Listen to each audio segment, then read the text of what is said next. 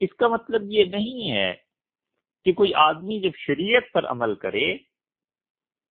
تو بالکل خشک مزاج کا ہو جائے، ایسے نہیں ہے۔ انسانوں ہی کے درمیان رہنا ہے، اپنے بھائی بندوں کے ساتھ ہی رہنا ہے، اور ان کی خوشیوں میں شریک ہونا ہے، ان کے غم اور دکھ میں شریک ہونا ہے۔ اور رسول اللہ صلی اللہ علیہ وسلم نے ہمیں ایسی ہی زندگی کی تلقین کی ہے۔ حضرت جابر بن سمرہ رضی اللہ عنہ کہتے تھے کہ رسول اللہ صلی اللہ علیہ وسلم کا معمول تھا کہ فجر کی نماز جس جگہ میں پڑھاتے تھے سورج طلوع ہونے تک وہاں سے نہیں اٹھتے تھے۔ اور مسلم میں آتا ہے کہ فَإِذَا طَلَعَتِ الشَّمْسُ قَامَ، جب سورج طلوع ہوتا تھا تو رسول اللہ صلی اللہ علیہ وسلم کھڑے ہو جاتے تھے۔ وَكَانُوا يَتَحَدَّثُونَ فَيَأْخُذُونَ فِي أَمْرِ الْجَاهِلِيَّةِ، اور یہ جو بیٹھنا ہوتا تھا صحابہ کرام رضی اللہ عنہم جاہلیت کے زمانے کی باتیں کس سے آپ کو سناتے تھے، اور جب بات کرتے تھے تو صحابہ رضی اللہ عنہ تو ہنستے تھے خوب، وَيَتَبَسَّمُ رسول اللہ صلی اللہ علیہ وسلم، اور رسول اللہ صلی اللہ علیہ وسلم بس مسکراتے رہتے تھے۔ اسی لیے قتادہ ایک تابعی تھے رحمہ اللہ، انہوں نے کہا کہ حضرت عبداللہ ابن عمر رضی اللہ عنہما سے کسی نے کہا کہ کیا رسول اللہ صلی اللہ علیہ وسلم کے صحابہ رضی اللہ عنہم ہنستے تھے؟ تو انہوں نے کہا ہاں بلا شبہ وہ لوگ ہنستے بھی تھے، لیکن ان کے دلوں میں ایمان پہاڑ سے زیادہ مضبوط ہوتا تھا۔ اور ابن سعد رحمۃ اللہ علیہ ایک تابعی تھے، وہ کہتے تھے میں نے صحابہ رضی اللہ عنہ کو دیکھا، وہ نشانات مقرر کر کے ان نشانوں کے درمیان جو زمین آتی تھی ان نشانات کے درمیان دوڑتے بھی تھے، اس طرح بچے لڑکے کھیل اور مشق میں مقابلہ کرتے ہیں، اور ہنستے ہنساتے بھی تھے۔ وَإِذَا كَانَ اللَّيْلُ، اور جب رات آ جاتی تھی كَانُوا رُهْبَانًا، پھر وہ ایسے ہو جاتے تھے درویش جیسے انہیں ان چیزوں سے تعلق ہی نہیں۔ اس لیے اللہ سے ہمیشہ حسن ظن رکھیے، اللہ سے مانگتے رہیے عافیت کو، خیر کو۔ اور رسول اللہ صلی اللہ علیہ وسلم نے فرمایا دو چیزوں سے اچھی کوئی تیسری چیز لوگوں کو نہیں دی گئی، ایک اللہ سے خیر مانگنا، اور دوسری چیز رسول اللہ صلی اللہ علیہ وسلم نے ارشاد فرمایا کہ اللہ کے ہونے کا یقین۔ آپ نے فرمایا کہ ایک خیر اور ایک یہ چیز، اور جو پرانے لوگ ہوتے تھے ان کی زبانوں پر یہ جملہ ایسا ہوتا تھا کہ آپ کو اب بھی بعض لوگ ملیں گے وہ کئی مرتبہ کہتے ہیں اچھا خیر، تو خیر کا ایک تصور ان کے ذہن پہ اتنا چھا گیا تھا، ہر وقت اللہ سے خیر مانگتے مانگتے مانگتے مانگتے وہ اپنی زبان میں عام گفتگو میں بھی خیر کا لفظ استعمال کر لیتے تھے۔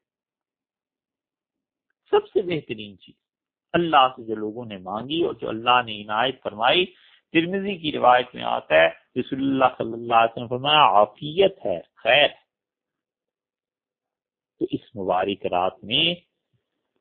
جو کام کرنے کے ہیں عبادت کے علاوہ وہ دعا بھی ہے، دعا خود عبادت۔ اللہ سے کثرت سے خیر مانگتے رہیے، اور صرف اپنے لیے ہی نہیں، پوری امت کے لیے، پوری انسانیت کے لیے۔ انسانوں میں یہ جو دور چل پڑا ہے اور انسانوں کے گلے کاٹ رہے ہیں، اور انسان فاقے میں مبتلا ہیں، اور بے گناہ انسان دنیا میں جیلوں میں پڑے ہوئے ہیں، ان سب کے لیے اللہ سے خیر کو مانگی۔ کتنے ہی لوگ ہیں جو مظلوم ہیں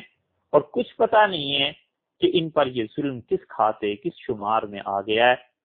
کتنے ہی لوگ ہیں جنہیں ایک وقت کھانا مشکل سے ملتا ہے،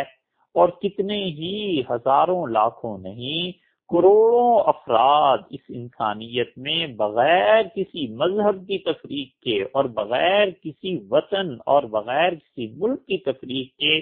وہ لوگ پلوں کے نیچے سوئے ہوئے ہیں، وہ لوگ فٹ پاتھوں پہ سوئے ہوئے ہیں، وہ لوگ بڑی مشکل سے اپنی جسم اور روح کے رشتے کو برقرار رکھے ہوئے ہیں۔ آپ اس سے بلند ہو کر مانگیے کہ وہ مسلمان ہے، کافر ہے، وہ کچھ بھی ہے، اللہ نے اسے بندہ تو بنایا ہے نا، ان کے لیے بھی مانگنا چاہیے۔ کہ خدا اس دنیا کو، خدا اپنی زمین کو امن، سکون، آشتی اور اپنی عنایات کا ایسا گہوارہ بنا دے کہ وہ جو آخرت کی جنت ہے اس کے مناظر لوگ اپنی آنکھوں سے اس دنیا میں بھی دیکھیں۔ کتنے بچے ایسے ہیں جن کی پرورش کرنے والا کوئی نہیں، کتنی خواتین ایسی ہیں جن کے لیے مناسب رشتے نہیں ملتے، کتنے مرد ایسے ہیں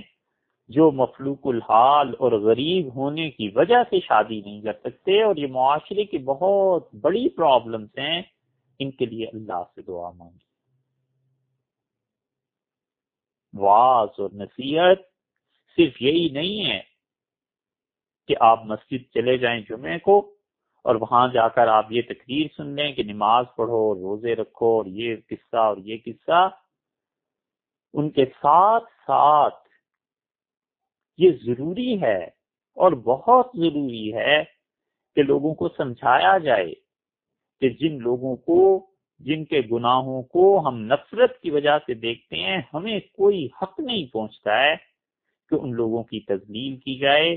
اللہ ہی ہے جو اپنے بندوں کو معاف بھی کرتا ہے، اور اللہ ہی ہے جو تزکیہ کرتا ہے۔